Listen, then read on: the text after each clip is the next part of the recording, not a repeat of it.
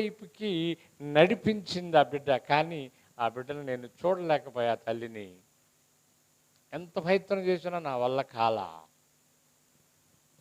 ఆమెకి ఇందిరాగాంధీ గారు ప్రధానమంత్రిగా ఉన్న కాలంలో,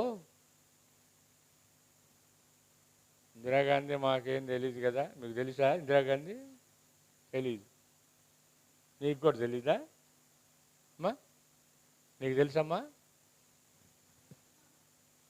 ఇందిరాగాంధీ గారు నెహ్రూ గారి కుమార్తె. ఆమె ప్రధానమంత్రిగా చేసిన తరుణములో, ఆ కాలములో ఈ చంద్రలీలని ఆమెకి ఫ్లైట్ టికెట్, విమానంలో ఫ్రీ, ట్రైన్లో ఫ్రీ, బస్సులో ఫ్రీ. హల్లెలూయా! ఎన్నిచ్చింది? 3. ఆమె ఎక్కడికైనా వెళ్ళినా ఫ్రీయే. ఒక గ్రీన్ కార్డ్ లాగా ఇచ్చింది. ఆమెకు 2 కళ్ళు లేకపోయినా ఆత్మ నడిపింపు ఉంది. ఆత్మతో అనేక బిడ్డలను నడిపించి అనేక పాటలు పాడి దేవుడు తట్టుకు తిప్పిన ఆ తల్లి ఎక్కడుంది ఇప్పుడు? పరదేశంలో ఉందని మనం నిరీక్షిస్తున్నాం. ఎవరి ద్వారా? సువార్త ద్వారా. అన్యులైన వారు సువార్త విని దేవుని బిడ్డలుగా స్వీకరించబడుతూ ఉన్నారని కొందరు అనేక రకాలైన నెపములేస్తూ నిందలేస్తూ ఉన్నారు. అవన్నీ మనకొద్దు. మనం ఏం చేయాలి?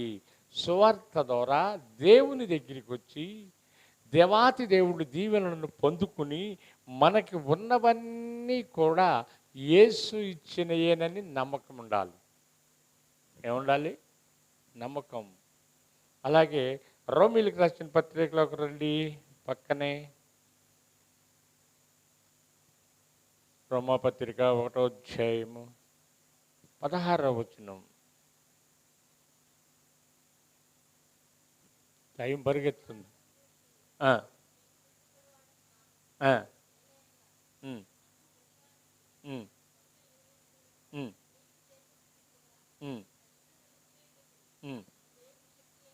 హల్లెలూయా! ఈయన సువార్త చెప్పడానికి సిగ్గుపడ్డంట.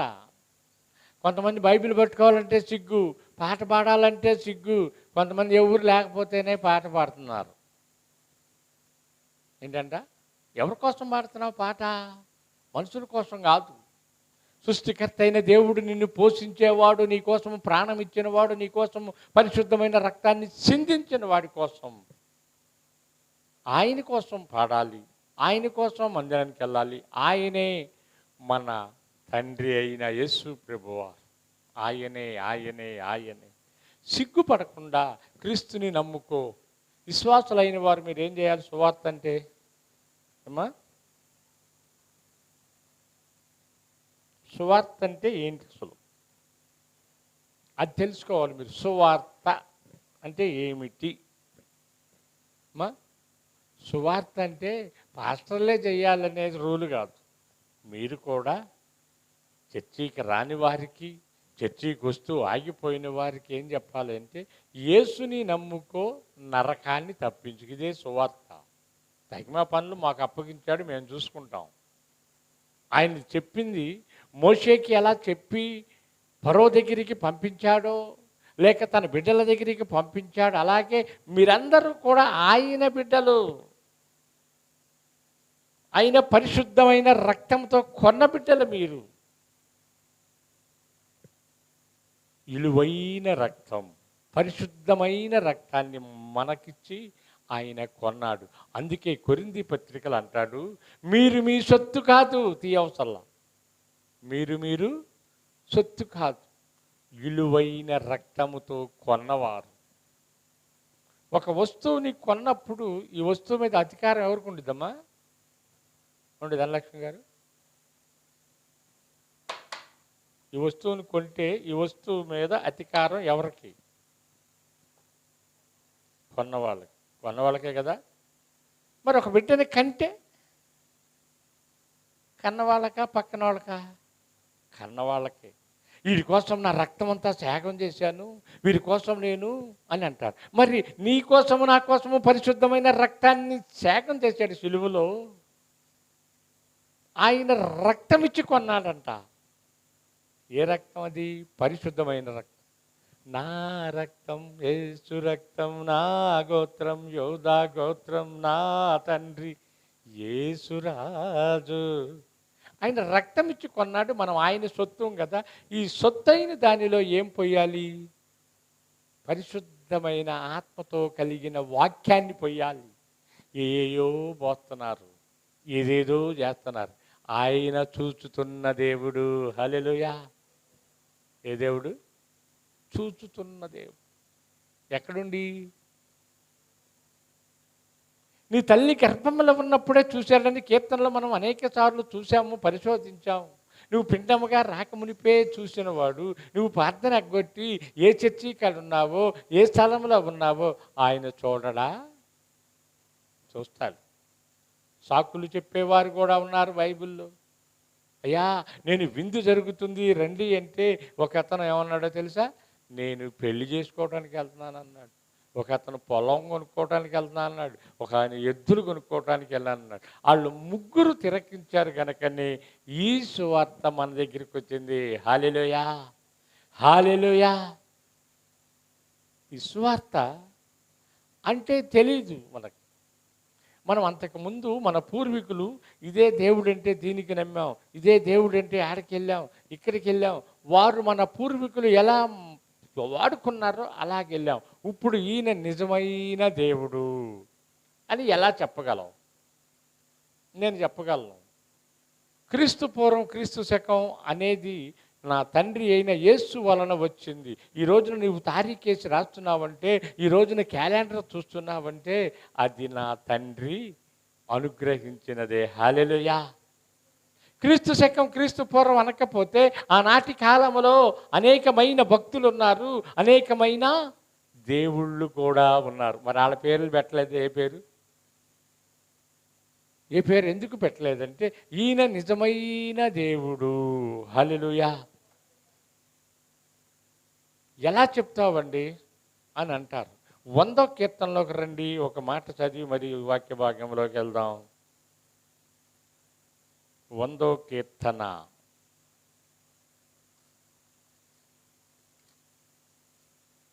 ఆయన దేవుడు గల ప్రజలు ధన్యులు, ఆయనే మనల్ని చేశాడు గనక.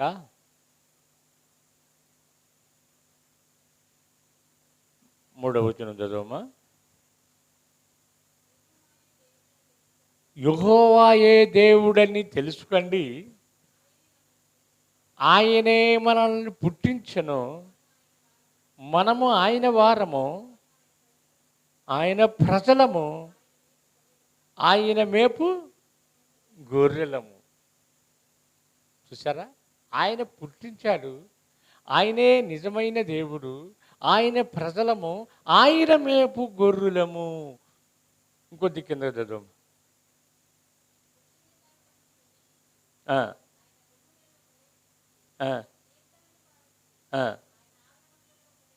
చాలు. ఈ కీర్తన ద్వారా నేను దేవునికి పట్టబడ్డా. హల్లెలూయా. అంతకుముందు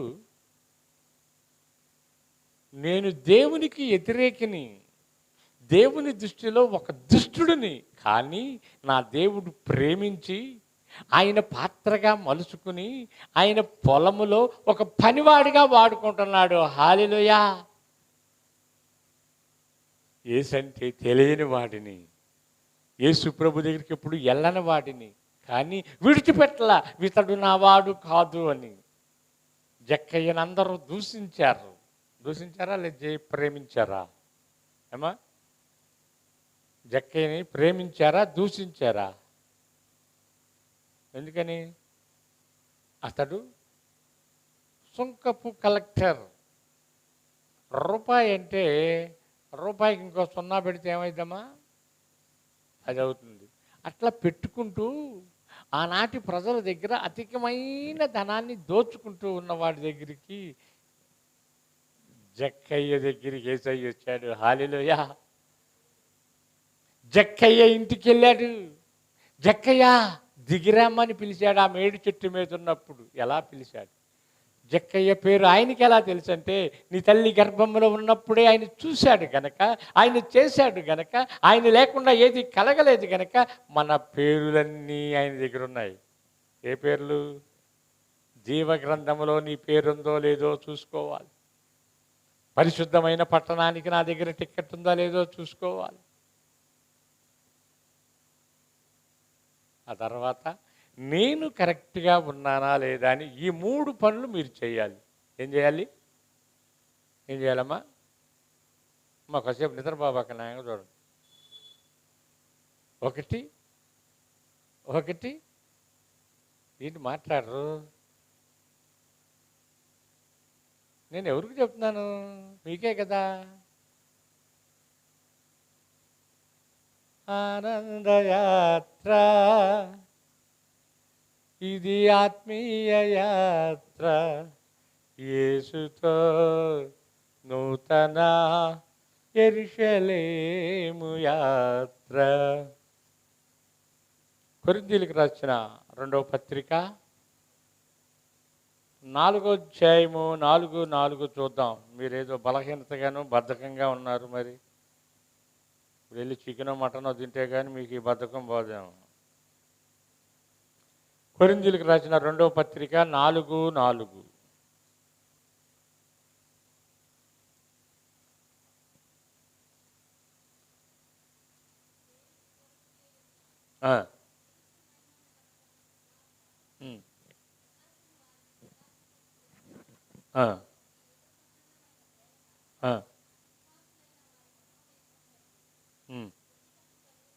చాలు. ఇప్పుడు మీకు అదే ప్రజెంట్లో ఉన్నారు. ఇప్పుడు అదే ఒక గవర్నమెంట్ ఆఫీస్కి వెళ్ళి మీకు ఒక గిఫ్ట్ ఇస్తానంటే, మీకు ఒక బహుమతి ఇస్తానంటే, ఎప్పుడు నాకు బహుమతి వచ్చిద్దా, ఎప్పుడు నా పేరు పిలుస్తారని మెలకువ కలిగి ఉంటారా, నిద్రపోతారా? ఏమా పాస్టమ్ గారు? మెలకువగా ఉంటారు. ఎందుకని? అక్కడ మెలకువగా ఉంటారు, ఇక్కడ నిద్రావస్థలో ఉంటారు. అందుకే భక్తుడైన పేతురుని యోహాని అన్నాడు, ఓ పేతురు, యోహాను, ఒక్క గడి అయినా నిద్రపోకుండా ఉండలేరా? కొద్దిసేపు అయినా మందిరంలో నిద్రపోకుండా ఉండలేరా? నేను అడుగుతున్నా. ఏమంటున్నాడు? ఒక్క గడియ, ఒక్క గంట, 1 గంటన్నర, లేక 2 గంటలు ఎలా ఉండాలి? 24 గంటల్లో 2 గంటలు పోతే మీకు ఇంకెంత ఉంది? 24లో ఇంకా 22 గంటలు ఉంది. ఈ 22 గంటల్లో ఎన్ని టీవీలు చూడొచ్చు, ఎన్ని ముసలమ్మ కప్పులు చేయొచ్చు, ఎన్ని యుద్ధాలు చేయొచ్చు, ఇటన్నిటికీ స్వతంత్రం ఉంది. అందుకే దేవుడు ఏమంటున్నాడు తెలుసా? 6 దినాలు మీ పని చేసుకుని 7వ దినము నా సన్నిధికి రండి నా పిల్లలారా, విశ్రాంతి పొందుడి. మీరు మందిరానికి వచ్చి ఏం చేస్తున్నారు? మన మందిరం కుర్చీలు లేక మందిరం ఆభరణాలన్నీ ఎత్తుకుని మోస్తున్నారా? విశ్రాంతి. ప్రయాసపడి భారం వహించున్న జనులారా నా వద్దకు రండి, విశ్రాంతి పొందండి, నా వాక్యాన్ని స్వీకరించండి, మీరు దీవించబడండి. మీలో ఉన్న మురికెటాకు అంతా కూడా 6 దినాలు మీ చూపు ద్వారా, కంటి ద్వారా, తలుపుల ద్వారా చేసినవన్నీ ఈ వాక్యము ద్వారా కడుక్కోవాలి. హల్లెలూయా. వాక్యమును యాకోబుకు పాడండి, తెలియచేసిన వాడు. ముక్కుతో మూలుగుతో కాదు, ఆత్మతో సత్యముతో ఆరాధించాలి. ఆత్మతో సత్యముతో ఆయన్ని ఆనుకుంటే ఆయన మీతో ఆనుకుంటాడు. అది దేవుడు కోరుకునేది. ఆయన సిగ్గుపడకుండా సువార్తను అందిస్తూ ఉన్నాడు. ఒక అన్యుడు, ఒక ఐందవుడు, అనేక కులాల వారు బయటకు వస్తూ ఉన్నారు బైబిళ్ళు తీసుకుని. మనం మాత్రం బైబిల్ బూజు పెట్టిందాక అరమరలోనే పెడుతున్నాం, పాటలు అయిందాక ఇంటికాడే ఉంటున్నాం, కీర్తన భాగం అయినా కూడా రావట్లా. చివరిలో వచ్చి నాకు ప్రార్థన చేయండి పాస్టర్ గారు అట. ఎంత వినయంగా నించుంటారో. రాత్రి లైన్ ఆడదాకుంది, ప్రార్థన చేయండి, ప్రార్థన చేయండి. వాక్యం వినటానికి చెవులు ఎలా ఉన్నాయి? దురద చెవులుగా ఉన్నాయి. అందుకే చెవు కలిగిన వాడు వినుగాక. ఎవరంట? అందరికొండ చెవులు? చెవు ఉందమ్మా? ఉన్నాయా? బో, 2 చెవులు ఉన్నాయి. చెవు కలిగిన వాడు ఇనుగాక. చెవులు ఇచ్చింది ఎందుకు? మీకు వినటానికి. ఇక్కడి నుంచి ఇక్కడికి తగిలించుకుని గుర్రాలు వెళ్ళి గాడిదల్లో ఊపుకోవటానికి కాదు. చెవులు ఇచ్చింది వినటానికి, ముక్కు ఇచ్చింది వాసన చూసి ఏది తినాలో ఏది తినకూడదో చూడటానికి, కళ్ళు ఇచ్చింది దేనికి? కాలి పడ్డదల్లా లాక్కోవటానికి కాదు. శ్రేష్టమైనది,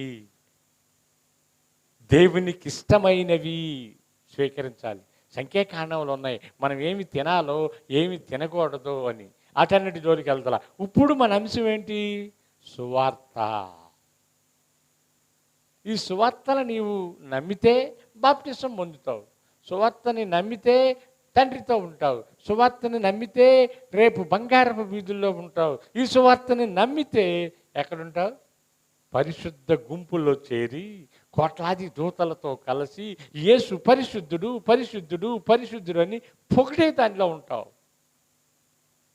ఇక్కడ ఒక 4 చేతికి 4 గాజులు, ఈ చేతికి ఒక 4 గాజులు, మెడలో పెద్ద అదేంటది ఒక హారం, నడుముకి వడ్రాణం ఉంటే అసలు భూమి మీద పట్టుకోవడానికి పగ్గాలు ఉండవు మీకు. అవునా? అక్కడ ఎంతో విలువైన బంగారాన్ని నీ పాదాల కింద పెట్టాడు నా తండ్రి. హల్లెలూయా. ఈ లోకంలో నీకు చిన్న బంగారం లేకపోయినా, ముక్కు పొడగ లేకపోయినా, చెవులకి లేకపోయినా, కాళ్ళకి లేకపోయినా, నీ పాదాల కింద నా తండ్రి బంగారపు వీధుల్లో నిన్ను నడిపిస్తాడంట. హల్లెలూయా. అక్కడ నీ పరిశుద్ధమైన రూపం ఎలా ఉంటుందో తెలుసా? చిన్నపిల్లైనా పెద్ద పిల్లైనా ఎర్రవారైనా నల్లవారైనా అందరూ దేవదూతల స్వరూపంతో ఉండి యేసు పరిశుద్ధుడని ఏది ఆశించకుండా ఏది కూడా ఉండకుండా ఒక్కటి దేవుడిని స్తుతించుతూ నీ ప్రయాణాన్ని కొనసాగిస్తావు. అక్కడ ఏముండదంట? ఆకలి దప్పులు ఉండవు. వస్త్రాల కోసం దేవులాడుకోవటం, ఇంకా ఫలానా దానికోసం దేవులాడుకోవటం లేదు. ఇశ్రాయేలు ప్రజలు కూడా అలాగే ఉన్నారు. భూమి మీద ప్రయాణించినప్పుడు 440 సంవత్సరాలు వారి ప్రయాణం. 40 రోజుల ప్రయాణాన్ని అంతగా వారు పెంచుకున్నారు.